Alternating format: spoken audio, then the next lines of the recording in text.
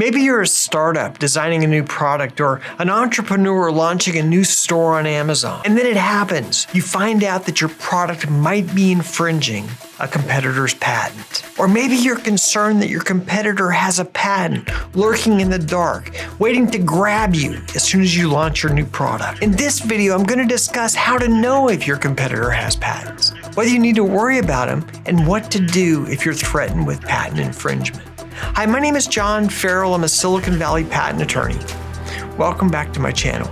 There are typically three ways that you find out you're infringing a competitor's patents. The first way is that the competitor tells you. They let you know that you're infringing their patent. Now, this might happen at a trade show where you're setting up your trade show booth, launching your new product, and a competitor saunters over, admires your product, and just very casually lets you know that you're infringing one of our patents. But sometimes it's not so casual. On the first day of the trade show, just as the crowd is gathering around your booth, a competitor may come screaming over like a hot freight train and loudly tell you that you've got to shut down your booth because you're infringing a patent of theirs. But in either case, you're now on notice that there's an issue with a competitor's patent, and you're going to need to take a look at it. Another way this comes up is that an investor or a friend or a relative may be scouring the internet looking for yet one more way to create worry for you as an entrepreneur.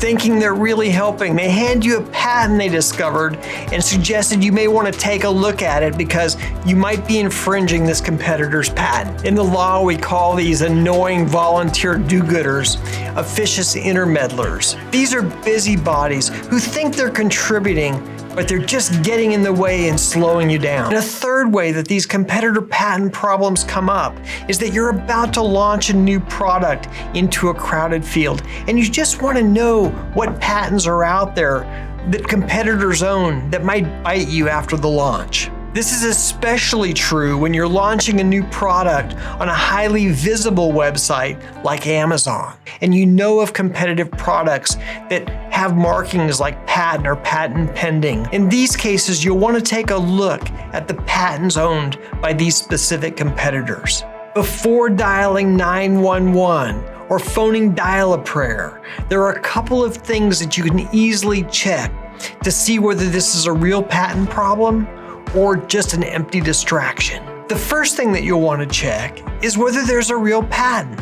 Is this a patent application which has not yet been granted, or is this a granted patent? And you can determine this by looking at the top of the printed patent document. If it says United States Patent Application Publication, then this is just an application. It's not a granted patent.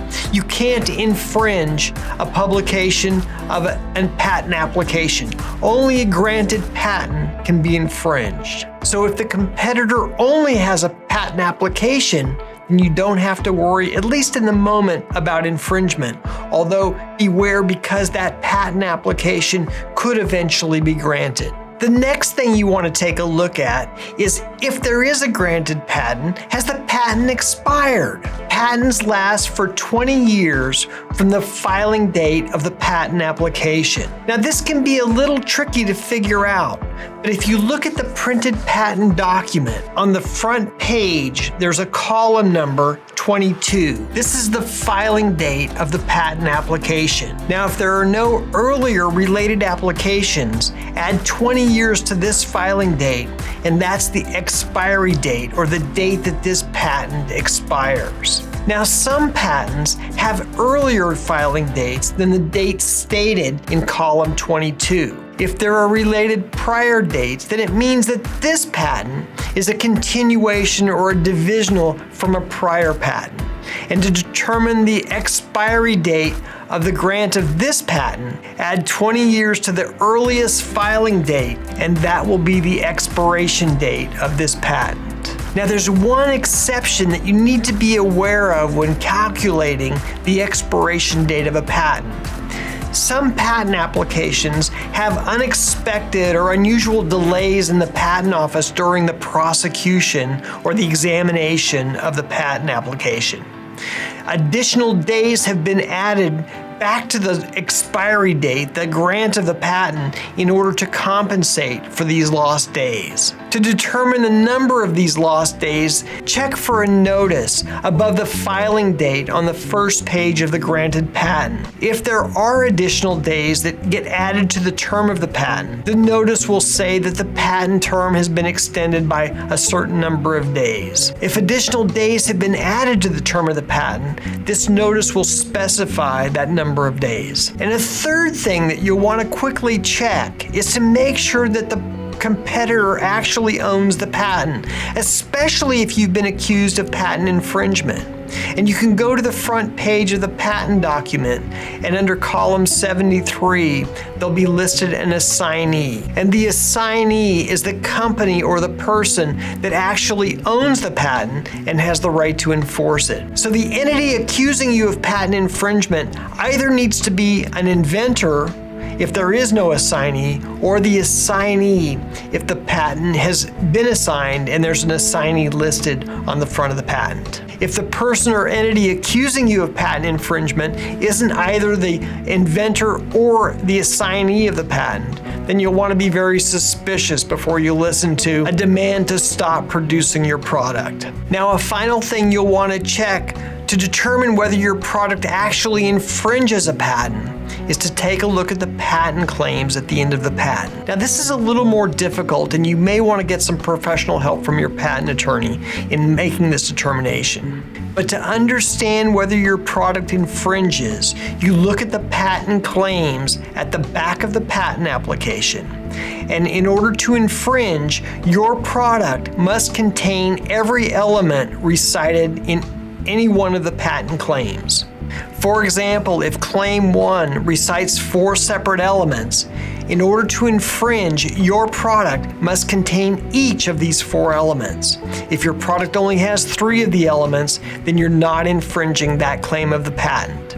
You need to check this analysis for each of the patent claims recited at the end of the patent. Now, I have other videos that talk about patent infringement and how to determine whether your product infringes. But as I've said, this can be a bit of a difficult analysis, and you may want to get some help from your patent attorney when reviewing the claims and checking each of the elements of the claims against your product. Okay, let's try a simple example just to exercise some of the concepts of this video. Let's say you're a hammer designer and you're going to upload a new hammer design that you have to your store on Amazon. Now, before you upload the images and begin selling your hammer on Amazon, you're going to want to check out the competition. Who else is selling hammers? What are they charging for their hammers? How many units do they sell per month? And do they have patents? Do any of your competitors list patents or mention the word patents in their advertising on Amazon? And it turns out the S-Wing hammer looks a lot like your hammer. Now, you're a little concerned about this, so you decide to go to Google Patents and check to see whether S-Wing has a patent on their hammer that looks like yours. So you go to the Google Patents webpage and you type in the word assignee equals S-Wing. And sure enough, S-Wing has a patent, the 708 patent, that looks a lot like your hammer. Now, upon more careful inspection of the 708 patent, we note that this patent application was filed and granted in the 1960s. This patent is no longer enforceable, and the hammer invention that's described in this patent is now in the public domain and can be made, used, and sold by anyone. This patent can no longer be asserted. Now, there certainly may be other enforceable patents that are owned by other hammer companies, other tool companies, that could be asserted against us. So for this reason, you may want to conduct a more thorough patent search with regard to your new product. However, at least as to this patent, you're not going to have to worry about patent infringement. Now, what if you were infringing the patent? What could you do? Well, one thing that you could consider before launching your product is to make modifications to your product design. That is, remove elements from your product design that are claimed in the patent. So for instance, if the infringed patent has 4 elements, try to eliminate one of those 4 elements from your hammer design, or at least consider changing one of those elements so it's completely different from the element described in the patent. And of course, as we saw in the S-Wing patent, once the patent expires, the invention goes into the public domain and you're free to copy that prior design. You can copy, build, and sell inventions and expired patents with impunity. They're free for the public to use. That's really all I have to say today about competitors' patents. It can be a diverse and fairly complex area. I have lots of videos on my channel about patents and how to understand them and how to use them to protect your products. I've intended this channel to be a resource for inventors, entrepreneurs, and growing startup companies. If there's anything I could do to help with your patents or your company's portfolio or infringement issues, you can contact me at the email address below. I'd love to hear from you. In the meantime, I'll see you in the next video.